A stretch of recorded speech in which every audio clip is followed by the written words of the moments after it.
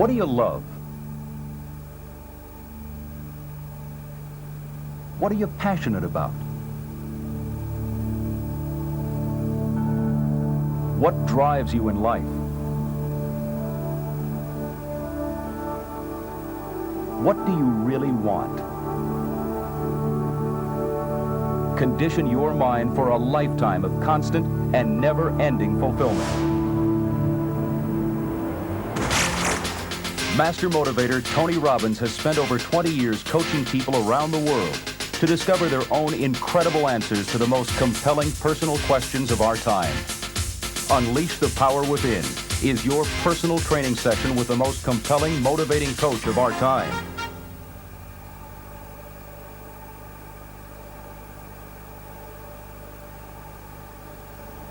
People will stop me all the time, ask me these different questions, but most people have a question like, what does it take to get rich and happy instantly with no effort? Some version of that question. And I'll usually look at them and say, do you really want to know, or are you just asking?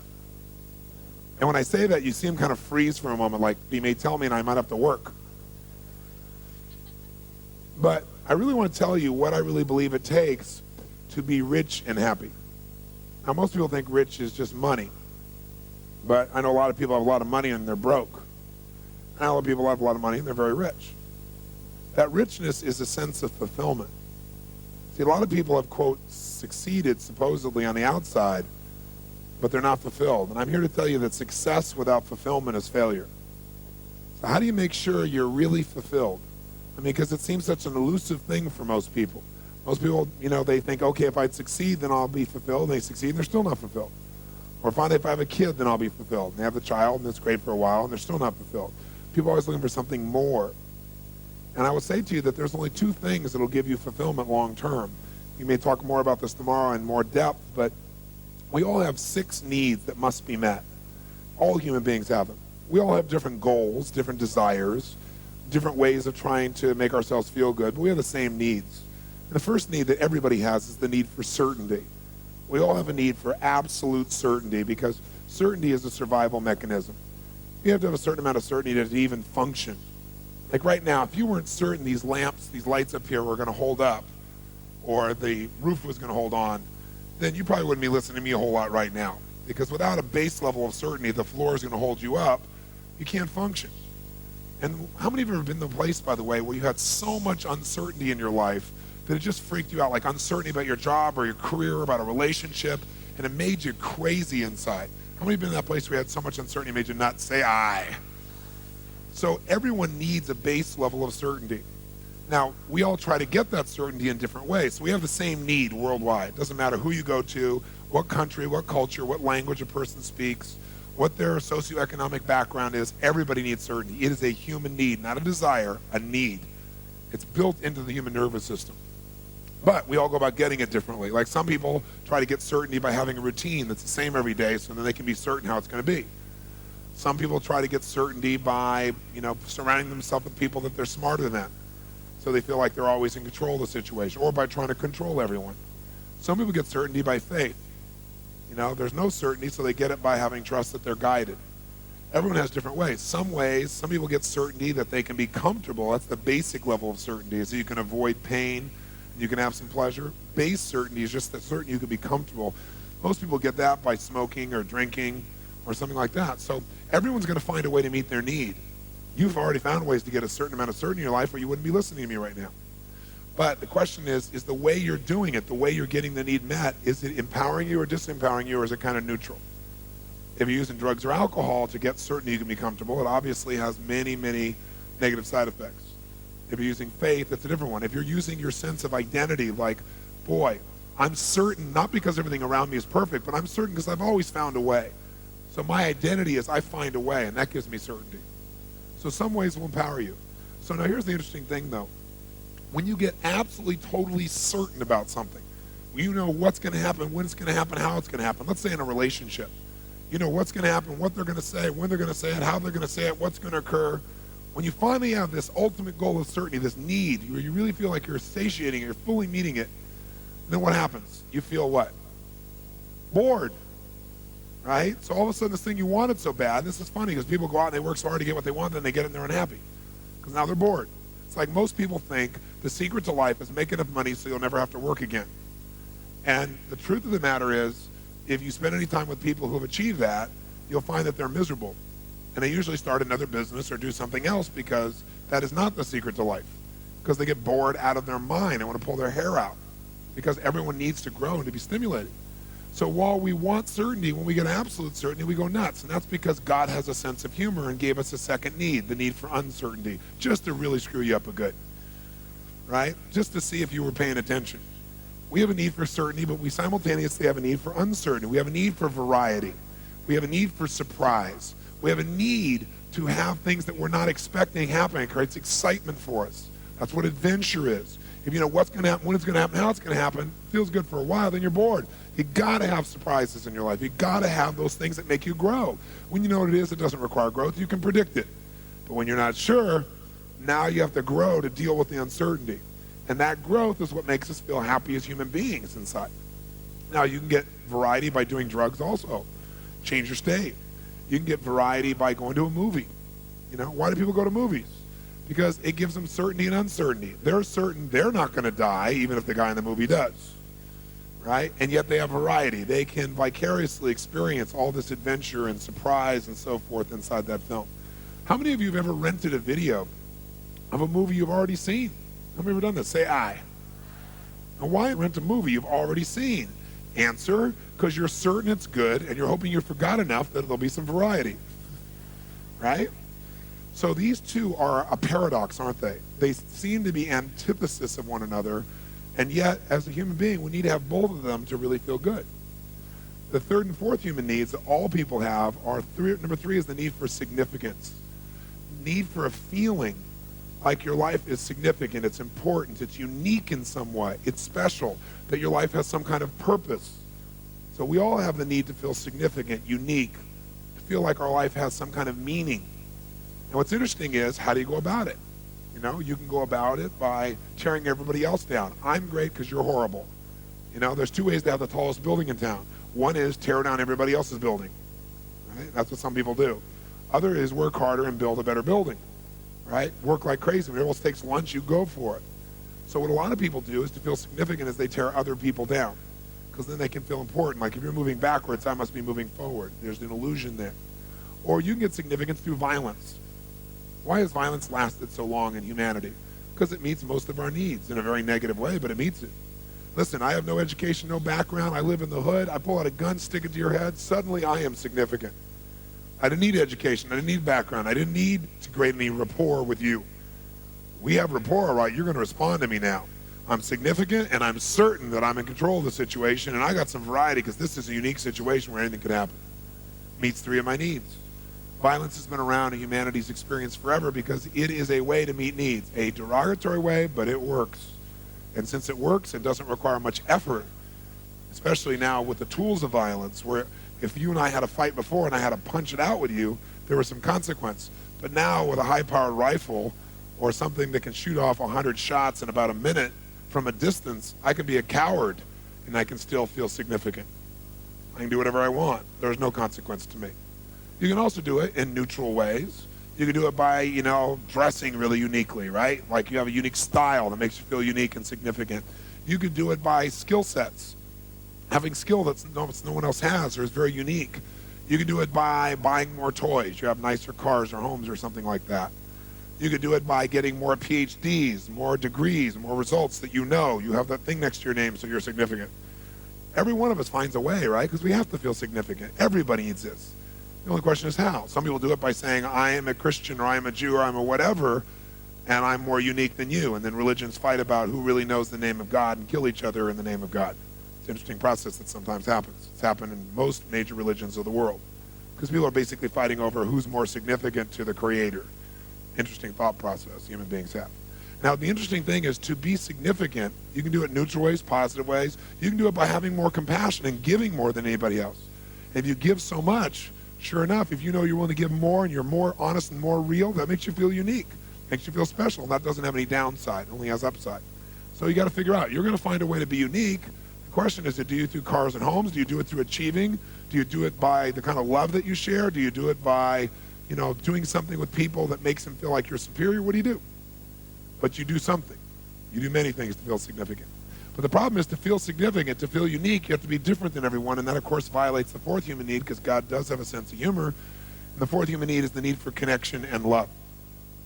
So while you're busy trying to be unique, and I have so many clients, super achievers in the culture, actors, actresses, business people at the top, athletes, who their whole life they wanted to be unique, and then they got this total uniqueness, and now they have no connection because they feel like everybody's trying to get something from them now.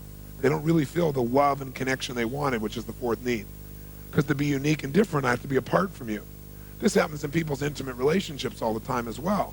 Someone says, oh my God, I really want to be at one with this person. And then they start feeling at one with a person, and they love it for a while, and they go, oh, wait a second. I feel like totally loved and connected, but who am I? How am I unique in this world? I'm losing my identity. And then they freak out and pull back from the relationship. Because what they're trying to do is meet two needs simultaneously. You can get connection by being sick, and then everyone will come and pay attention to you. You can do it by creating problems. If you don't give a kid attention for doing something good, they'll do something bad to feel that you really care and you love them, to get your attention. And by the way, all adults are big kids. They do the same thing. Same thing as a child does. Sometimes a little bit more dramatic, sometimes a bit more painful, but the same things that kids do. Because basically most people are still 5 years old emotionally. So we respond the same way. Most of us are not directing. We have this great facade, but inside we're this little kid. So now here you are in this situation where you want connection. What else can you do? Well, you can have connection by just loving people. You can have connection by way of being in nature, or a connection to God through prayer. Or you can have connection by looking at a piece of art and feeling this sense of inspiration. You can have it through meditation. You can have it by making love, and you feel this total connection. You can have it through a pet. There's so many ways to get it. You're going to find a way. The only question is, on a scale from 0 to 10, where 0 is none and 10 is totally fulfilled, where are you? Most people find ways that really don't fulfill them totally to bring them up to a 4 or 5. So they're in no man's land. They're not really happy, but they're not unhappy enough to do anything to change it or make it better. And then if you meet these first four, if you meet the need for certainty and uncertainty, called variety, and significance, and connection, you'll find a way to meet those. Those are called the fundamental needs. But you will not be rich, happy, fulfilled, really fulfilled, unless you meet the last two, and very few people meet the last two. These are the two that are the real secret. And that is, number 5 is you must grow. You must grow. And number 6 is you must contribute beyond yourself in a meaningful way. See, you can get certainty by controlling everybody. You can get variety by doing drugs. You can get significance by tearing other people down. You have connection by having a problem all the time that people have to fix. And so they pay attention and you feel loved by that. None of those make you a better person. The only way you're going to be fulfilled is if you pick a different set of vehicles. And those vehicles, or those ways of meeting your needs, must cause you to grow. Because no matter how much you earn, how many people think you're great, or what's wonderful in your life, if you don't feel like you're growing, you'll feel like you're dying inside. And anybody you've ever seen who has committed suicide, you thought, how could they do that? I mean, they had the world by the tail because they didn't feel like they're growing. And or, even if they were contributing, they didn't feel like their life had any meaning, that they were contributing beyond themselves. I bring this to your attention because I've seen so many people develop such great skills and still be unhappy. So if these are the 6 needs, you got to decide how you're going to play this game. And there's certain beliefs you have that make you do things a certain way, and they may not be serving you, but you keep doing it because it meets some of your needs. It's like, for example, anything a human being does, remember I said they have a reason. So if you smoke cigarettes, even though you know it's terrible, you do it because it meets some of your needs. Maybe initially you did it to be significant or to feel connected to some friends. Or maybe you're so stressed, you're certain when you smoke, you can relax.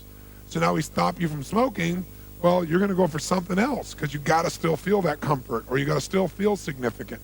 So unless we understand what our brain is doing, most of us in life have no idea how to win the game of life. We don't know what the target of the game is. We don't know the goal. And so it's pretty hard to win a game when you don't know what the goal is. I'm here to tell you, having been with a couple million people from 65 countries and having heard every story you can imagine. I've dealt with people with 152 personalities who started splitting in the middle of a seminar while Diane Sawyer was actually covering a businessman sitting next to this woman, and she split in 152 personalities, been in therapy for 30 years, and integrated her in 40 minutes on the spot. And Diane and him saying it's a miracle, and saying, but it can't last. So they waited a year to do the story and followed her for a year, and she never broke down again. So I've dealt with that, to people with 152 personalities, to people with like no personality who have a bigger problem, right? Okay, a much bigger problem, right? I've dealt with, the kid in the South Bronx addicted to crack cocaine, and I've dealt with the top CEOs in Hollywood addicted to cocaine. I've seen it all. And there's nothing I haven't seen. I've seen people physically abused, emotionally abused. I've seen everything you can imagine to see. You don't have to be bright to see there are patterns. And all these patterns are just trying to meet these same 6 needs. And most people don't know what they're after, so it's kind of hard to get your outcome when you don't know what it is. So what I want to talk to you about for a few minutes here is those last 2 called growth and contribution. Because those are the ticket to freedom. And then we'll go through some fun skills, but I want you to think about your philosophy of life. Because while it's great to have these tools, you need both philosophy and skill to make your life work. If you've got great skill and no guiding philosophy, no guiding set of belief structures, then you are a person that has wonderful mechanics, but you're not really going to be fulfilled and you're not going to make a difference in the world. If you've got this wonderful philosophy and you've got no skills, no muscle, then you're going to live and be able to philosophize forever and you know it's right, but you don't do anything. It's a merger of these 2 or a melding of these 2 that really creates a quality life from my perception. So let's talk about the philosophy of what creates that fulfillment. I remember somebody came to me one time and said, so what does it take to be rich and happy? And I remember I looked back to him and I said, it's really simple. Be a team player. I remember the person looking at me like, what does that mean? But let me tell you, that's the secret to wealth and happiness. Become a team player. What does that mean? A team player means you've got to understand something. Human beings are really unique. Here's what's unique about us.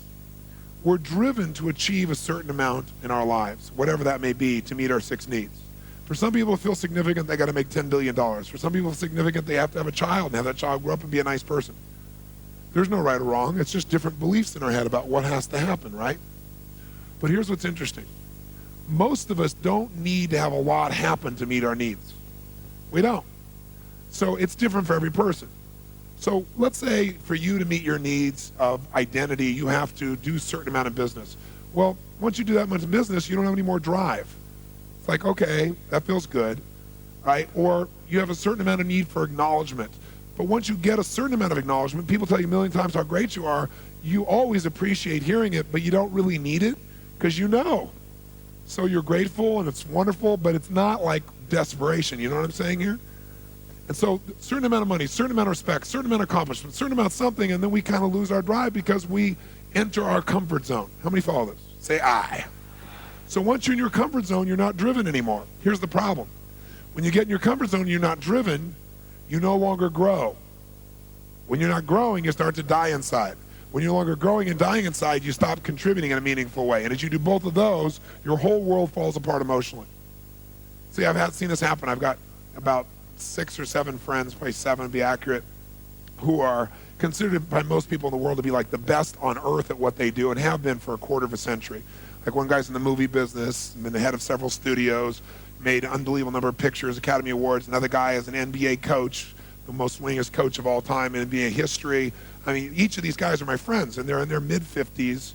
And what all of them do when we get together and talk is we talk about life and where we're going, what we're doing. And I've watched many of them, the business ones anyway, cash out at one point in their career, where they sold their companies and made $500 million. One guy, $2.5 billion. And he thought that was going to make him happy. And I remember for the first 3 or 4 months, he was really happy. He partied, it was fun, it was great. But then all of a sudden he got more and more crazy. And then all of a sudden he started overeating and drinking. And all those things are is a symptom for the fact that you're not fulfilled. So now you're going for the cheap quickie to try and make yourself feel good because you really aren't growing, you're not contributing.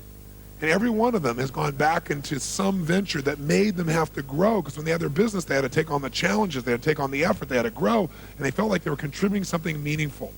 And that's when they're happiest. So having said that, if we all can get comfortable at a certain spot, then what's the secret to make sure we're always growing and contributing? And the answer is become a team player, which means this. People will do more for others they care about than they'll ever do for themselves. And that's a critical distinction to have about human beings. People will do much more for others they care about than they'll ever do for themselves. Now, for some people, that's God. For some people, that's their kids. For some people, that's their friends. But we'll all do more for something people we really care about than anyone else, than ourselves. And so if you really want to be happy, you got to grow and got to contribute. How many buy that? Say I. So if you buy that, you got to have a reason to constantly grow, because you're going to get comfortable pretty easily. The only way to do that is have these people you care so much for that you feel compelled to constantly contribute more and to grow in order to be able to do that. Unfortunately, in my life, I figured this out at a very early age, and so it drove me to this point. It's why I'm here now.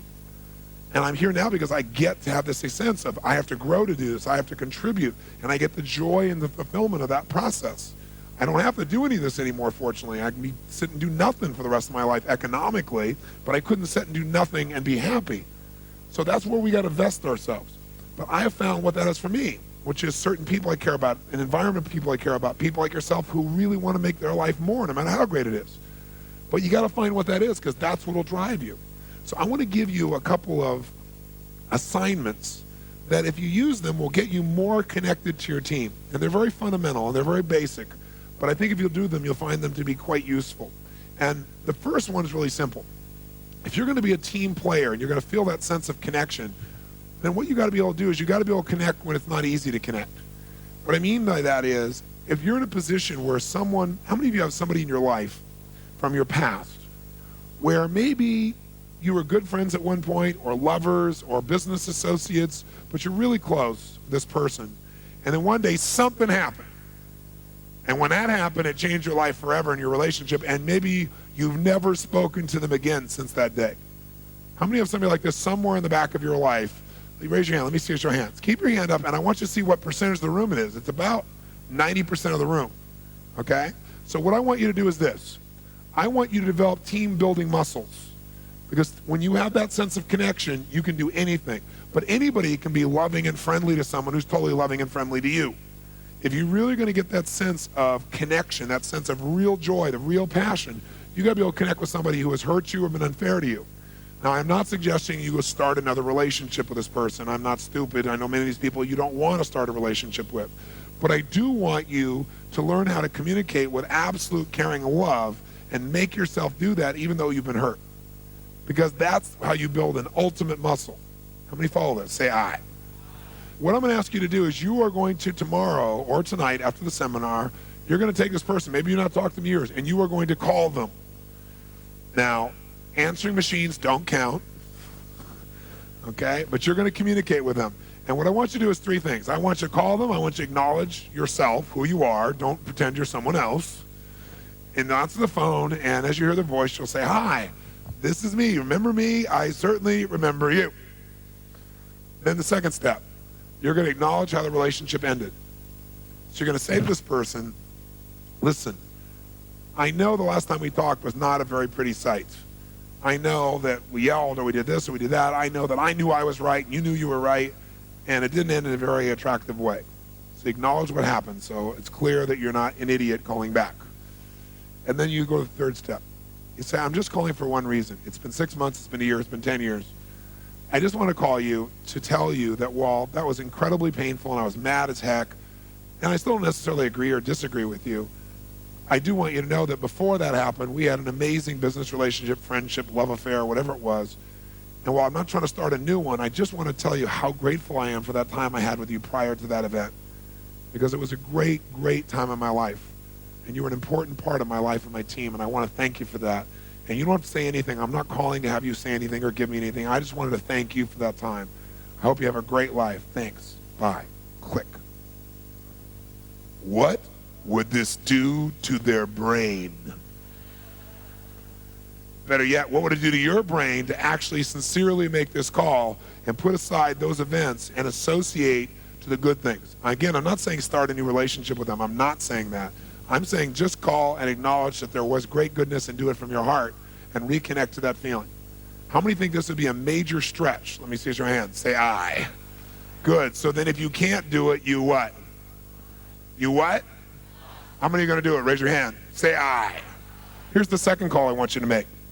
The second call is not painful. You'll want to make this call. Before you turn the page, let me ask you, how many of you out there have had an experience where there was somebody who you're really close to, somebody you really appreciated, really enjoyed, really loved, and you didn't have an argument, you didn't have something negative happen, you just got so busy, and they got so busy, and you're like in different places, and you didn't call for a while, and the more you didn't call, the weirder it felt not to call, And then, since you didn't call for so long, it really felt weird not to call, and now you haven't called forever, and you kind of, like the commercial says, kind of drifted away. And it wasn't because you're upset with them at all. How many of you have someone like that somewhere in your life? Raise your hand, say I. That's your second call. What are you going to do? Call them up, acknowledge who you are, do the same thing, acknowledge what happened. Tell them the truth. Say, listen, you know, I'm calling. I'm sure you don't have any time to talk right now. We don't need to. I'm just calling to tell you one thing. And that is that I think about you a lot. That, you know, I haven't talked to you in so long that after a while, I'm telling the truth. I didn't call for a while. You didn't call. I was busy. You were busy. And then it felt weird to call. So the reason I'm calling is so it doesn't feel weird to call in the future. Right? I'm just calling to tell you I love you. And I'm so thrilled that you're part of my team. And even if we don't talk for 2 years, I always care about you. And if you ever want to talk, I'm always here. I know you probably don't have any time, so I just want to say thanks. Have a nice night. No, that person, I guarantee, will stop you. I say, oh, no, I'm so glad you called. And what it'll do is it'll take a part of your life, like one thing you can finally put behind you, this thing you can put back in front of you, and reconnect with it. And I think you're going to find that it'll have a really wonderful processional effect. Like, you know, when you drop the rock in the water, it doesn't stop there when it hits the water. It has this neat little wave effect on your life. Same thing happens when you reconnect with someone you really consider to be a friend. It has an impact on things that you normally wouldn't measure in that area. How many want to make this call also? Say I. And here's the third assignment. The third assignment in team building is I want you to make a list of all the key team members of your life. And what I mean by that is anyone you consider to be part of your team. Team can be intimate loved ones. It can be family or friends. Team can be those people you work with who you really, really care about. But I'm talking about your close inner team of people. The people that you care about. The people who have their feelings about you as influence over you. The people that you would be driven to give to and to serve. And therefore would need to grow and contribute in some way. And what I'm going to ask you to do is I want you to write next to each person's name some unique way you're going to let them know you care about them in the next 30 to 45 days. Some unique way. Because what we all assume is that everybody knows we love them, but we don't. People don't. They forget. Or if they haven't experienced it in a certain way, they don't know. So I want you to do it a unique way. Because again, people do weird things. If they can't get that love or that connection in a good way, they do weird stuff to get your love and attention. So you don't want to wait till there's a challenge or there's a problem. And so I'm going to ask you to do it proactively. Now, for example, how many of you have kids? Let's see a show of hands. Wow. How many of you have teenage kids, as an example? Great. Another breed, aren't they? So now, here's what I want you to do. I want you to make your list, and I want you to come up with a unique way to make them feel totally loved. Now, let me tell you what's great about this. Number one, you'll increase your connection and sense of team. Number two, you'll have a blast coming up with creative things. Number three, you'll feel wonderful when you're doing it. And when all those wonderful things are happening, it'll affect your career, believe it or not. Because it'll affect the way you feel about yourself and your identity and what you're doing and your life, and it enriches everything. These little things mean everything. I'll give you an example. When I married my wife, Becky, I wanted to have 4 kids. I got 3 instantly. And all of a sudden, here in a short time, we have 4 kids. And I had kids at that time. My youngest, I think, was 4, and my oldest was 17, and I was 24 years old, right? So that makes you grow up pretty quick, right? So I found myself in a place where it's like, wow, here I had this great love affair with my wife, and I really love these kids, but all of a sudden, wham, man, they were in my life quickly, rapidly, powerfully. And I had to feel how to deal with that. And it was very difficult at first, extremely difficult, because I felt like, oh, I was getting less connection. I was less significant than the kids were and so forth. It was very difficult. But gradually what happened is I loved these kids so much that it expanded my life. It didn't mean less significance, less connection. It meant I could have them from more places and at a deeper level. And now it's one of the greatest gifts of my entire life. If you ask me, are you a successful man? I would say yes. And my number one criteria is what incredible kids I have, who they are as people, which I think they've done on their own, but I think I've certainly helped to shape some of their core value structures and belief structures, which is the only thing you can shape. You can't control behavior, but you can certainly shape a good deal of what somebody values and believes by your example and your caring. And so when this first happened, I also was 24 years old, starting my career. I was doing an average of 200 days a year on the road, right? I was building and doing everything, so I'm not even there most of the time. So these kids are in my life, and I'm thinking, my God, how do I connect with these kids? How do they know I love them when I'm not there? And the only solution I could come up with was, okay, I got to be there, number one. And number two, I got to really be there when I'm there. You know, I had 4 fathers myself. And the one who I consider to be my real father is not my birth father. You know, he's not my father genetically. But the one I mentioned who passed away was the one I was closest to. And I had the least amount of time with him. But I really had what I call magic moments with him. Just moments I'd never forget as long as I live. And they helped to shape a good part of who I am and what I believe and value. And so I thought, that's what I got to do. I got to create magic moments with these kids. But I decided to do it the way I'm asking you to do it, strategically. Not like just, okay, I'll figure a way, to really put focus into it. And so I looked at each kid, because each kid has different needs to know they're loved. So as I looked at that, I was able to do it. And I thought about, I don't want to just do this to my kids. I want to do this with the whole world. So you got to decide. Are you going to blast through your life and forget what you really love? What you really, really live for? Because you're busy trying to achieve something. Or are you going to do both? Live fully and blast through everything you want to achieve too. The only way you do that is if you understand team. Inner team is the most important thing. So that's my challenge to you, is to make it the most important thing, including, by the way, the team inside of you. Because for years, I took first 7, 8 years of my career, I didn't take one day off. I worked 7 days a week. That was it, because my whole identity was, I don't stop. But I've also learned through lots of pain that if you just give to everybody else but yourself, pretty soon you're empty and you got nothing to give back. So I learned gradually to really give myself things, give myself time, give myself little events. And I want you to do that. So I have one other assignment for you. And that is, I want you for the next 4 weeks to promise me one thing. Besides coming up with your plan to take care of your team, that you come up with a plan that gives you 1 hour a week for the next 4 weeks where you do something for you that you normally will not do for yourself. I don't know what it is. Everybody's different. Maybe it's just a walk on the beach or a walk away because you never give yourself time by yourself. Maybe it's buying yourself something you would never do because you go, oh, that's stupid. I don't need that. Do it anyway. Because I'll tell you what will happen. When you give to yourself, you'll have something to give to others. You know, the Bible says, love thy neighbor like thyself, which presupposes that you would love yourself. That's not a very popular thing because most people who pretend to love themselves really don't. They don't really love themselves. They hate themselves. Giving to yourself is a gift that when you give to yourself and you're so much happier, so much more alive, you're able to give to others.